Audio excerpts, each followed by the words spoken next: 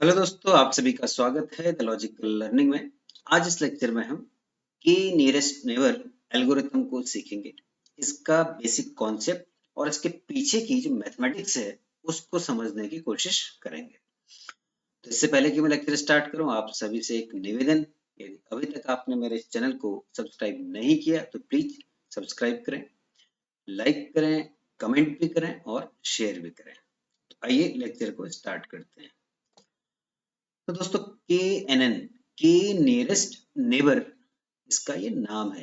के nearest neighbour, इससे थोड़ा बहुत आपको आइडिया लग गया होगा कि हम क्या इसमें करने जा रहे हैं। नियरेस्ट नेबर की बात कर रहे हैं, जो कि यानी कि आपके आसपास के जो लोग हैं हम उनकी बात कर रहे हैं।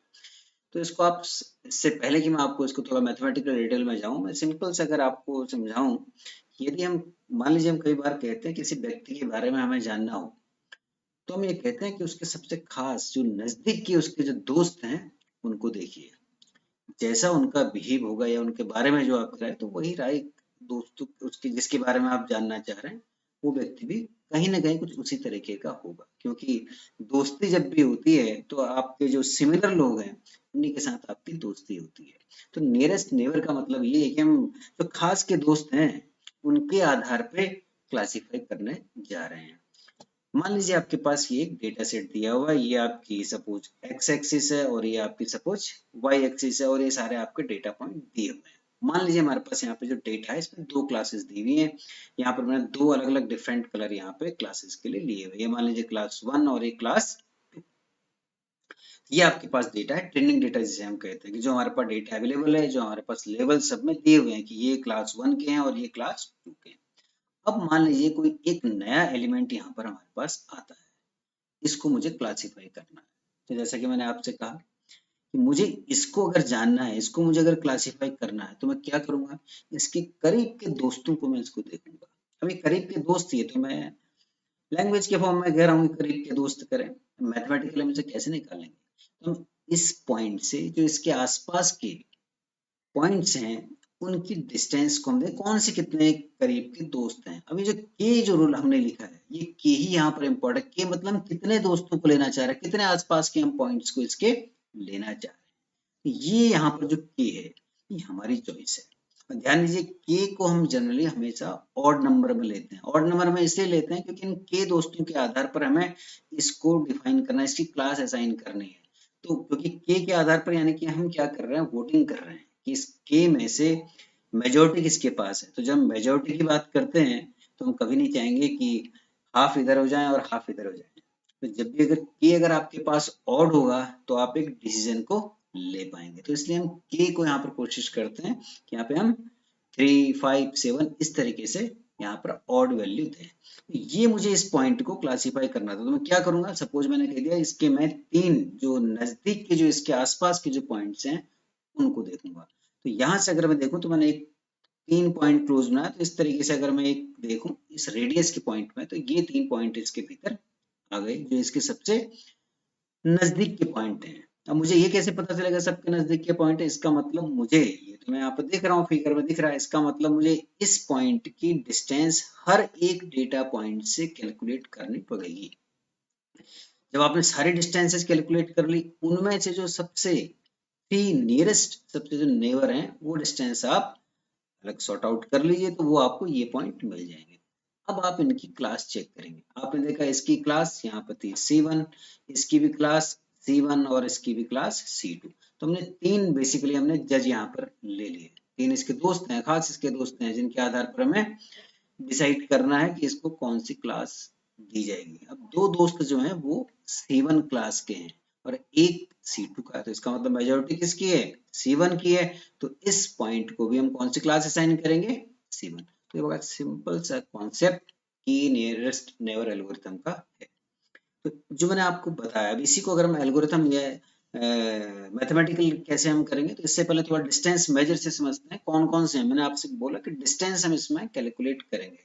तो डिस्टेंस अब कैसे हम कैलकुलेट कर रहे हैं, कौन कौन से मेजर हैं, उसको अगर हम लें तो उसको थोड़ा समझते हैं। मान लीजिए दो पॉइंट आपके n डायमेंशनल स्पेस है, तो x1 x2 xn ये सपोज आपका एक पॉइंट है, दूसरा पॉइंट आपका y1 y2 yn है। यानी कि n डायमेंशनल स्पेस की हम बात कर रहे हैं। यहाँ पर x1 x2 xn ये आपके डिफरेंट कॉलम भी हो सकते हैं, यानी एट्रीब्यूट भी हो सकते हैं, इसको हम n डायमेंशनल स्पेस में शो कर रहे हैं। सबसे पहले यूक्लिडियन डिस्टेंस, तो ये कैसे निकल रहा है, d अगर मैं कहूँ कि x, y, बड़ा सिंपल सा है दोस्तों, अंडरूट ये हो जाएगा आपका x1 minus y1 whole square plus x2 minus y2 whole square, ऐसे ही चलते चले जाएंगे, लास्ट में हो जाएगा आपका xn minus yn whole square. ये आपकी है यूक्लिडियन डिस्टेंस। दूसरा अगर आप देखें मैनहट्टन डिस्टेंस, ये बेसिकली हम क्या कर रहे हैं, हम केवल अलोंग एक्स एक्सिस और अलोंग वाई एक्सिस कितनी डिस्टेंस कवर हो रही है, इसमें हम ये देखते हैं। तो आप इसको ऐसे भी लिख सकते हैं कि मॉड्यूलस x1 माइनस y1 का ये हो जाएगा इसका modulus plus modulus x2 minus y2, simple modulus चलिए ब्रैकेट लगाने की आवश्यकता नहीं, plus modulus xn minus yn, तो ये कहलाती है मैनहट्टन डिस्टेंस। ऐसे थर्ड ये आपका है मिन्कोवास्की डिस्टेंस, तो ये जो आपका है मिन्कोवास्की डिस्टेंस, इसमें हम क्या कर रहे हैं बेसिकली, ये आप अगर आप देखेंगे तो ये जो है ये जनरलाइज तरीका है डिस्टेंस निकालने का, जिसमें ये डिस्टेंस भी ऑलरेडी है और ये भी डिस्टेंस है। कैसे है ध्यान दीजिए, इसमें हम पैरामीटर को यूज करते हैं, तो इसको भी अगर मैं डिफाइन करूं dxy, तो ये जो आपको ना सिग्मा, इसको आप ऐसे लिख सकते हैं i equal to 1 to n mod xi माइनस yi this raised to power p and whole raised to power 1 by p। तो दोस्तों मिन्कोवास्की डिस्टेंस, इसमें हमने क्या क्या ध्यान दीजिए, यहाँ पर p एक पैरामीटर लिया है, अगर आप इस पैरामीटर p की वैल्यू ध्यान दीजिए, इस पैरामीटर p की वैल्यू यदि आप 2 दे दें, 2 दे दो, ध्यान दीजिए 1/2 ये क्या हो जाएगा स्क्वायर रूट, ये बन जाएगी आपकी यूक्लिडियन डिस्टेंस, यानी कि Minkowski distance when p equal to 2 this is Euclidean distance. p अगर आपने 2 दे दिया, ध्यान दीजिए ये क्या बन जाएगा आपका अंडरूट पूरा बाहर का, ये 1/2 मींस स्क्वायर रूट, और ये हो जाएगा स्क्वायर, तो ये स्क्वायर। p की वैल्यू यदि आप 1 दे दें तो ये क्या हो जाएगा 1/1 यानी कि 1, और ये खाली 1, तो ये बन जाएगा आपका मैनहट्टन डिस्टेंस। तो ऐसी p की वैल्यू आप अलग अलग असाइन करें तो अलग तरीके से आएगा, लेकिन पर्टिकुलर 1 और 2 के लिए ये कन्वर्ट हो जाएगा यूक्लिडियन और मैनहट्टन डिस्टेंस में। तो अलग अलग ये आपके पास डिस्टेंस के फॉर्मूले हैं, आप किसी भी डिस्टेंस फॉर्मूले को यूटिलाइज कर सकते हैं। बेसिकली सबका पर्पज यही है कि आप डिस्टेंस कैलकुलेट करें। तो आइए अब इसमें स्टेप्स देखते हैं, कैसे हम, जो मैंने आपको बताया है तो कैसे हम स्टेप्स के थ्रू लिख सकते हैं, या एल्गोरिथम के फॉर्म में हम लिख सकते हैं। सबसे पहला काम क्या करना है आपको, कि आपको डिसाइड करना है कि k की वैल्यू क्या होगी। ऐसा कि मैंने आपको बताया कि हमें ऑड नंबर एक लेना है, फॉर एग्जाम्पल 3 और 5। अब k की वैल्यू कितनी हो, ये अपने आप में एक प्रश्न है, ये डिपेंड करता है डेटा पे कि कितनी वैल्यू हमारे k हो, जिससे कि हमारे रिजल्ट जो मिले वो हमें ज्यादा एक्यूरेट मिले। तो दोस्तों इसके लिए, इसको मैं फिर किसी वीडियो में डिस्कस करूंगा, इसके लिए एक एल्बो मेथड आती है जो कि बेसिकली हमारे क्या करती है कि एरर को हमारे कैलकुलेट करती रहती है। जो हम k की जैसे जैसे हम वैल्यू बढ़ाते जाते हैं तो एरर हमारी क्या होता है डिक्रीज होती जाएगी, लेकिन एक ऐसा पॉइंट आएगा जहां पर स्टेबलाइज हो जाती है, तो वो पॉइंट जहां पर आ रहा है वहां पर हम उस वैल्यू को k सेलेक्ट कर सकते हैं। अदरवाइज इन जनरल आप डिफरेंट वैल्यूज लेकर के क्रॉस वैलिडेशन भी कर सकते हैं कि किन वैल्यूज के लिए अलग अलग डेटा सेट लें या डेटा सेट को डिफरेंट पार्ट में ब्रेक कर दें, फिर चेक करें। तो इस तरीके से हम k की कौन सी वैल्यू पर, जहां पर रिजल्ट हमारे जो हैं स्टेबल आ रहे हैं, वो आप चेक कर सकते हैं, लेकिन k को ध्यान दीजिए हमें ऑड नंबर ही लेना है। दूसरा मैंने आपको बताया कि डिस्टेंस आप कोई भी यूटिलाइज कर सकते हैं, तो आपको हर एक नए पॉइंट के लिए बाकी सारे पॉइंट से इस नए पॉइंट की डिस्टेंस आपको कैलकुलेट करनी है। जब आप सारे डिस्टेंस कैलकुलेट करेंगे तभी आप मालूम कर पाएंगे कि कौन से ऐसे पॉइंट्स हैं जो कि इसके क्लोज के पॉइंट हैं। तो वही आपको, क्योंकि आपने के ऑलरेडी यहाँ पर सिलेक्ट कर लिया है, तो अब आपको क्या करना है, के क्लोजेस्ट डेटा पॉइंट आपको निकालने हैं जो आपने सारी ऑलरेडी डिस्टेंस कैलकुलेट की है। फाइनली जैसा मैंने आपको बताया, जब आपने के क्लोजेस्ट पॉइंट निकाल लिए, यहाँ वोटिंग कीजिए मेजॉरिटी किस क्लास की है, जिस क्लास की मेजॉरिटी है आप उस क्लास को इसको असाइन करेंगे। तो ये तो हो गए दोस्तों स्टेप्स। अब मैं एक एग्जाम्पल में आता हूँ, छोटा सा एग्जाम्पल मैं यहाँ पर लेता हूँ कि यहाँ पर 2 डायमेंशन मैंने लिया हुआ है, क्लास यहाँ पर एक असाइन की हुई है। अब मुझे किसको क्लासीफाई करना है, 3 4, ठीक। तो सपोज मैं यहाँ पर k इक्वल टू 3 ले लेता हूँ, तो यानी कि मुझे 3 नियरेस्ट नेबर से मुझे चेक करना है। तो इसका मतलब मुझे हर एक पॉइंट की डिस्टेंस कैलकुलेट करनी है 3 4 से। यदि मैं पहला लूँ 2 और 4, तो इसकी डिस्टेंस क्या हो जाएगी, अंडरूट, इसको अगर मैं d1 से ले लेता हूँ, d1 इक्वल टू, तो ये आएगा 2 minus 3 whole square plus 4 minus 4 whole square, और ये कितना हो जाएगा, अंडरूट दिस इज 1 प्लस 0 यानी कि 1।